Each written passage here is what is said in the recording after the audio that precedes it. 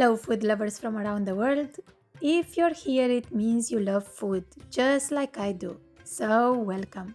I hope you enjoy today's recipe, which is vegan chickpea curry with coconut milk.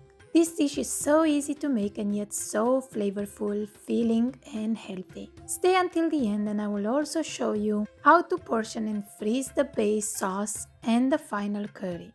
We begin by roughly chopping some carrots. Really, the shapes don't matter as we will blend everything later on. Just try keeping them the same size so they cook in similar time. I like to make more of this concentrated sauce and then I divide it and freeze some for next time when I will be making this dish. That way I will shorten the time it needs to be ready by more than half. I will tell you more about that as we go. Now chop the onions, ginger and garlic the same way. Into a pot, heat a few tablespoons of oil on medium-high heat. Now add all those vegetables and season with a generous amount of salt and black pepper. If you're new here and haven't had a chance to subscribe yet, now it's the perfect time to do it. Just hit that subscribe button, the notification bell, so you make sure you won't miss any of my videos in the future. Give everything a mix and add some roughly chopped fresh tomatoes or canned diced ones if you don't have fresh ones.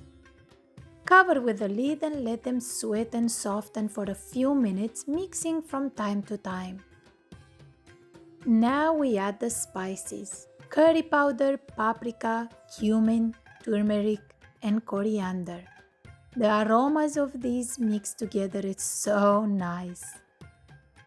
Give them all a mix, cover again and allow to cook for 5 more minutes on medium heat. Chickpeas are packed full of nutrients. They are high in protein, manganese, folate, copper, iron, zinc, phosphorus, magnesium, and more. They help keep you full for a long time and won't spike your blood sugar levels. Now we transfer everything to a blender and blend until smooth and creamy. This is our curry base. It's salty and powerful, but that's what we want because we will be using a little of it and diluting it. We put a part of it back into the pot and allow the rest to cool down to room temperature. Now we add the canned chickpeas. I'm using my own canned ones, and if you want to learn how you can can any kind of dry bean, check out my black beans video. I will link it in the description box below. Oh, and this can opener, it's a game changer for home canners. No more broken nails, no more bent leads. It's absolutely wonderful and I am glad I discovered it, although it took me a while.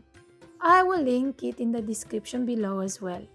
We add the chickpeas to the pot, swish some water around in the jars and add that too.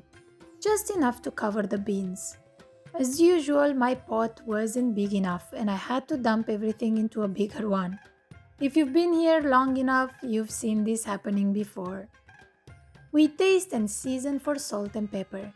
We bring back to a boil for 5 minutes and now it's time to add the coconut milk and mix. I love everything with coconut. I love its smell, taste, aroma, everything. We squeeze some lemon juice to give it a little acidity. And lastly, we add some fresh chopped cilantro for extra flavor. I only have frozen one from my garden and it was just as good. We mix everything together and it's ready. I said I will show you how I freeze my curry base and this is how I do it. After it has cooled down, I portion it in small plastic containers. I label it and freeze. Next time when I want to make this curry, all I have to do is take out one box, heat it on the stove, add the chickpeas, water, coconut milk and the curry is ready. Really, it only takes about 15 minutes, the whole process next time. I also like freezing a few portions of the finished curry as this is one of the foods I pack for my kids' lunch boxes.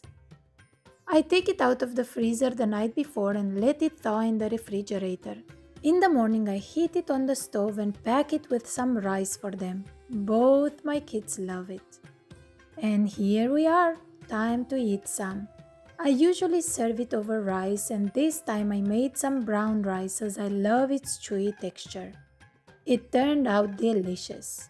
Give it a try and let me know in the comments below if you agree with me. I will see you next time.